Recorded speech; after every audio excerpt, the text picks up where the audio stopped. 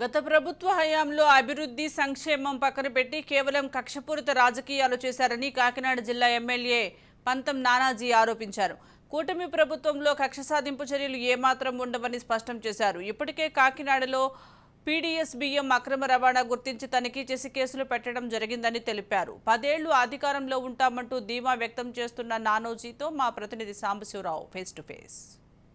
కుటుంబం నుంచి వచ్చి ఎలాంటి ఆరోపణలు లేకుండా పైగా ఏదైతే గతంలో కాకినాడ సిటీ ఎమ్మెల్యేగా ఉన్న చంద్రశేఖర్ రెడ్డి ఆరోపణలు చేశారో వాటిని తట్టుకుని కేసులు ఎదుర్కొనే ధైర్యంగా నిలబడి, అంటే చిన్ననాటి నుంచి రాజకీయాల్లో ఉన్న ఏనాడు పదవులు కాసుపడలేదు. హస్తకళల అభివృద్ధి సంస్థ చైర్మన్ గా కొద్ది కాలం చేసినప్పటికీ నిత్యం ప్రజల్లో ఉండి స్థాయికి దిగారు. ఆయనే కాకినాడ రూరల్ ఎమ్మెల్యే పంతం నానాజీ సార్ ఎన్నో పోరాటాలు చేశారు, వ్యక్తిగత ఆరోపణలు ఎదుర్కొన్నారు. మీరు వ్యక్తిగతంగా ఆరోపణలు చేయకపోయినా చంద్రశేఖర్ రెడ్డి మిమ్మల్ని టార్గెట్ చేసినా మీరు ఈ రోజు ఈ స్థాయికి దిగారా? చంద్రశేఖర్ రెడ్డి ఆరోపణలకి నేను ఆ స్థాయి ఎదగడానికి సంబంధం లేని విషయం లేదు. నేను కష్టపడ్డాను, చిన్నప్పటి నుంచి కూడా కష్టపడతానే. నేను పుట్టిన పెద్ద రాజకీయ కుటుంబంలో అయినా సరే ఆ రాజకీయ కుటుంబ నేపథ్యం మీద ఒకటే నేను పైకి రాలా. నేను ప్రతిసారి కూడా నేను కాంగ్రెస్ పార్టీలో చాలా కీలకమైన రోళ్ళు, బాధ్యతలు, జిల్లా కాంగ్రెస్ ప్రెసిడెంట్ దగ్గర నుంచి, ఏఐసిసి మెంబర్ దగ్గర నుంచి, పిసిసి జనరల్ సెక్రటరీ నుంచి, అలాగా పిసిసి మెంబర్ అని ఒకటి ఉంటుంది. ఈ పిసిసి మెంబర్ కాకుండా బోర్డులో మెంబర్ ఉంటుంది. ఆ బోర్డులో ఆ మెంబర్ అనేక పదవులు, పార్టీ పదవులు, సిటీ కాంగ్రెస్ ప్రెసిడెంట్ దగ్గర నుంచి అనేక పదవులు చేసుకుంటా అంచెలంచెలుగా నేను పర్యాలు ఒకసారి తప్పని పరిస్థితిలో పల్లవరాజు గారు పెద్దలు చెప్పిన కారణంగా 14లో పోటీ చేయాల్సి వచ్చింది. ఎందుకంటే కాంగ్రెస్ పార్టీ ఏమి లేదని తెలుసు, కానీ పోటీ చేసి ఆర్ చంద్రశేఖర్ రెడ్డి చేస్తున్నట్టు ఇదే ఘాతకాలు చేస్తూ ఉంటే అది గట్టిగా చంద్రబాబుకి అండగా నిలబడి పార్టీలో అంటే కాంగ్రెస్ పార్టీ విభజన తర్వాత నశించిపోయింది కాబట్టి జనసేనలో వచ్చారు. జనసేనలో ఇబ్బందులు ఎదుర్కొన్నారు, పార్టీని నమ్ముకున్నారు. అయితే 1914 ఏదైతే ఎంతో మందికి ఈ రోజు దేవాదాయ శాఖ అధికారులు కూడా చెప్తారు, ఆయన వల్ల ఇవాళ మీ స్టేజ్లో ఉన్నాయి. అదే బాధ్యత ప్రజలు మీ మీద పెట్టారు. ఎందుకంటే గురువుని మించిన శిష్యుడిగా పవన్ కళ్యాణ్ కంటే ఎక్కువ మెజార్టీ మీకు వచ్చింది. మీ మీద గురుతర బాధ్యత ఉంది. పవన్ కళ్యాణ్ గారి కన్నా ఎక్కువ మెజార్టీ వచ్చిందంటే నాదేమో అర్బన్ ఏరియా, నాదేమో 2,80,90,000 ప్రజలు మీ మీద నుంచి నమ్మకం. 2,80,000 ఓటు, ఆయనదేమో 2,20,000 ఓట్లు. దాని మీద ఏంటంటే 500 ఓటు 7 మెజార్టీ ఆయనకన్నా ఎక్కువ వచ్చిందన్న సందర్భం కాదు. కానీ ఒకటైతే నేను చెప్తాను, నేను కాంగ్రెస్ పార్టీ చనిపోయిందని అందరూ అనుకున్న తర్వాత కూడా 5 ఏళ్ళు 6 ఏళ్ళు పనిచేశాను. ఎప్పుడు జీవకాల Congress office, Congress party office ఎప్పుడు జీవకాలతో ఉంచాను. తర్వాత కళ్యాణ్ గారు పిలుపు మేరకు వారితో జాయిన్ అయ్యి ఆయన కలవడం జరిగింది. కలిసిన తర్వాత ఆయన మాటలు, ఆయన సిద్ధాంతాలు, ఆయన వివరాలు నచ్చి ఉన్నాయి. ఇప్పుడు 6 ఏళ్ళ నుంచి నేను స్టిల్ ఆయన అలాగే ఆరాధిస్తూ ఉంటాను. ఎందుకంటే అదే సిద్ధాంతాలు ఇప్పటికీ ఆయన మెయింటైన్ చేస్తా ఉన్నాడు. ప్రభుత్వం దగ్గర ఆర్థికంగా నిధులు లేనప్పటికీ సంక్షేమ కార్యక్రమాలు చేస్తున్నాం, త్వరలో అభివృద్ధి కార్యక్రమాలు చేస్తాం. అదేవిధంగా మీ ప్రత్యర్థి మంత్రిగా ఉన్నప్పటికీ కూడా మీ నియోజకవర్గంలో చాలా చోట్ల మంచినీటి కొరతుంది, కనీస సౌకర్యాలు లేవు. ఎంత బాధ్యత మీ మీద వచ్చింది? కానీ మాకు నియోజకవర్గం కానీ రాష్ట్రంలో ప్రభుత్వం కానీ మాకు అప్పచెప్పేటప్పటికీ ఈవేళ ఉన్న పరిస్థితి ఏంటంటే తాగడానికి మంచినీరు, సాగడానికి వ్యవసాయానికి నీరు లేని పరిస్థితి కలగజేసి, నీరు ఉంది, నీరు వస్తే నీరు పారడానికి దారి లేదు. 45 రోజుల పాటు సొంత నిధులతో ఇచ్చిన మాట గురించి ప్రతి ఘాట్లో పొడికి తీయించారు. 2 మండలాల్లో ఇరిగేషన్ చేతులు ఎత్తిన సందర్భంలో మీ సొంత అడిగితే మా దగ్గర ఇప్పుడైతే పైసలు వేస్తారని చెప్పారు. సరే అని చెప్పి మేమే పెట్టుకుని, మేమే మా మిషన్ పెట్టుకుని, అందుకోసం ఇవాళ ఇన్ని వర్షాలు వచ్చినా పొలాలు మునిగిపోకుండా కాలువలు ప్రవహిస్తున్నాయి. మనం ఆల్మోస్ట్ 70% మొలవలసిన పొలాలు మొలకుండా కవర్ అవడం జరిగింది. రైతులు హ్యాపీగా ఉన్నారన్న. రైతుల విషయంలో హ్యాపీ. అలాగే పంటకాలం కూడా మాది టైలెండ్, మా నియోజకవర్గం టైలెండ్లో ఉంది. ఒకవేళ ఈ మండలం చూసుకున్న టైలెండే, ఆ మండలం చూసుకున్న టైలెండే. ఓ జర్నలిస్ట్ 5 కోట్లు అడిగాడని కూడా జర్నలిస్టు 5 కోట్లు అడగడానికి వేణుస్వామి అన్నవాడు ఏంటండి టీవీలో జాతగా చెప్తాను. 5, 10, 100 వస్తే అతన్ని 5 కోట్లు ఒక జర్నలిస్ట్ అడిగాడంటే నిజంగా అడిగాడు అనుకున్నాం. జర్నలిస్ట్ అడిగాడంటే అంత చెయ్యకూడని పని ఏదో చేసి కోటాది రూపాయలు వాడు సంపాదించి ఉండాలి కదా. దానికి రెస్పాండ్ అయ్యారంటే వాళ్ళ భార్యతో కూడా రెస్పాండ్ చేశాడు. ఒకటి వేణుస్వామి అన్నవాడు అలా క్యారెక్టర్ చెప్తాను. నేను ఎర్ర అప్పుడప్పుడు రాశిలో అవి చూస్తూ ఉంటాను. సడన్గా మకర రాశి మీద పడ్డాడు. ఎందుకు పడ్డాడా ఇది మకర రాశి మీద? ఎలక్షన్ ముందు పదే మకర రాశి వాళ్ళ జాతకం చాలా దారుణంగా ఉంది. పవన్ కళ్యాణ్ గారి మకర రాశి. ఇది ఏంటంటే కమర్షియల్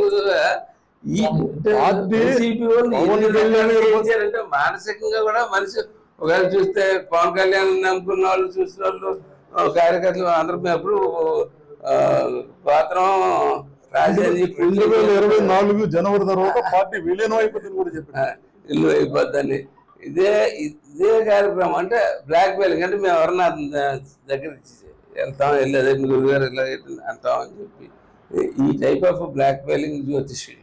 మా మీద ఒత్తిడి తేవట్లేదు, మీకు ఇష్టం అయితే ప్రజలకు అనుకూలంగా పనిచేయండి అని చెప్తున్నారు తప్ప మీరు బలవంతంగా వెళ్ళిపోవద్దని ఆయన మమ్మల్ని చెప్పారని కూడా చెప్తున్నారు. చెప్పాను నేను వ్యాపారం మొన్న వచ్చి చెప్పాను. అంతా మీరు గైడ్లైన్స్ రాసి తెచ్చుకోండి, కొంతమంది వచ్చారండి అలాగనే తేడా పోయారు.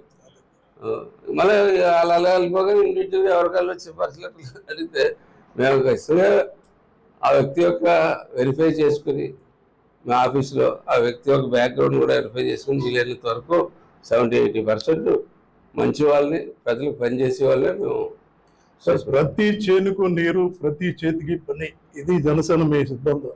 అది ఇక్కడ అమలవుతుంది, ఖచ్చితంగా అమలవుతుంది. ఎందుకంటే సార్ ఖచ్చితంగా ఈ పంట మంచి పంట రావాలని ప్రకృతి వైపరీత్యాలు కూడా రాకుండా ఉండాలి. ఒకవేళ ప్రకృతి వైపరీత్యాలు వచ్చినా సరే మేము వాటికి సంసిద్ధంగా ఉంటాం, ఉండి ఎట్నే రైతుని రికవరీ చేస్తాం.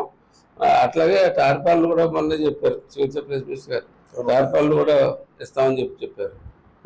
అన్ని సిద్ధం చేసుకుంటా ఉన్నాం. అసలు రూట్ ఒకటి బాగా గుర్తుపెట్టుకోవాలి. నా తల్లిని తిట్టారు, నా భార్యని మాట్లాడు, కుటుంబాన్ని కూడా తిట్టారు, మొత్తం అందరిని తిట్టారు. ఎవరిని ఒక ముఖ్యమంత్రి స్థాయి అలా ఒక డిప్యూటీ మినిస్టర్ స్థాయి తిట్టారు. తిడితే ఈ పాటికి ఆ ప్లేస్లో నేనుంటే ఈ పాటి తీసుకొచ్చి 2 కాళ్ళు పైకి ఏలాడ తీసి చిన్న చేస్తే రోడ్డు గుడి పక్కన నడుతున్నట్టు ఎడవ పక్కన నడాలి కదా అని చెప్పి తీసుకొచ్చి లోపల వేసేసుకుంటాను. ఇంకా అందరూ తేడా లేదు. ఆ స్థాయిలో నేను ఉంటే ఆ చిన్న కారణంతో తీసుకెళ్ళి కొట్టేస్తాను. కానీ ఇప్పుడు మీరు కూడా మారారు.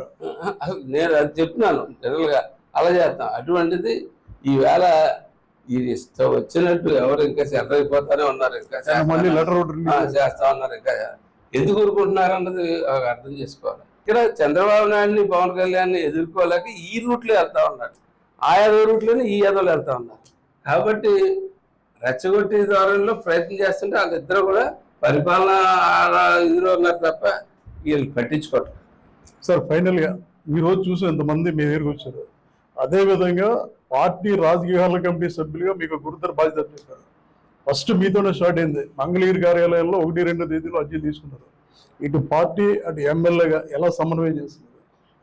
నిజంగా నాకు అవకాశం గ్రీవెన్సెల్ ఓపెనింగ్ అవకాశం నాకు నాకు ఇచ్చినందుకు పవన్ కళ్యాణ్ గారికి ధన్యవాదాలు తెలియజేస్తాను.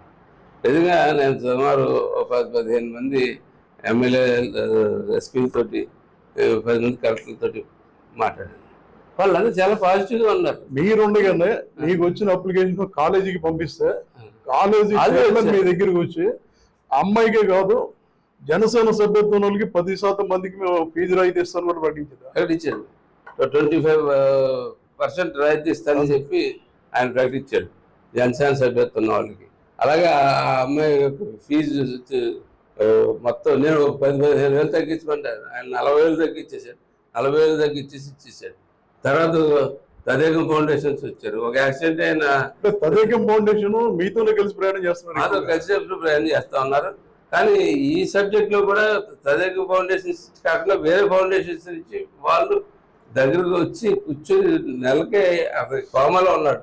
నెలకు మినిమం 50,000 ఖర్చు అవుతుంది.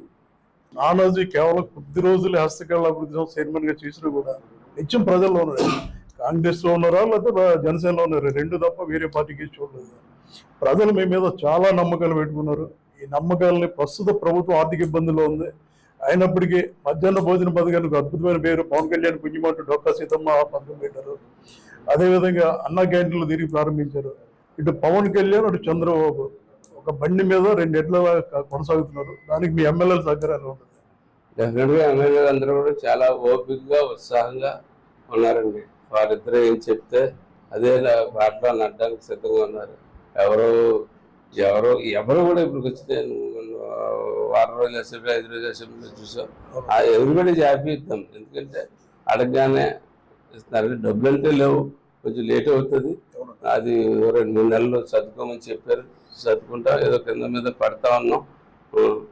కొంతమంది దాతల ద్వారా చేసుకుంటూ ఉన్నాం. ఏదో పాతగారు ఎన్ఆర్జీసీలో తుప్పల్లో కొన్ని మొదలు పెట్టించాం, అవి చేసుకున్నాను. ముందు అర్జెంటుగా మౌలిక సదుపాయాలు తాగునీరు మీద పూర్తిగా దృష్టి పెట్టండి.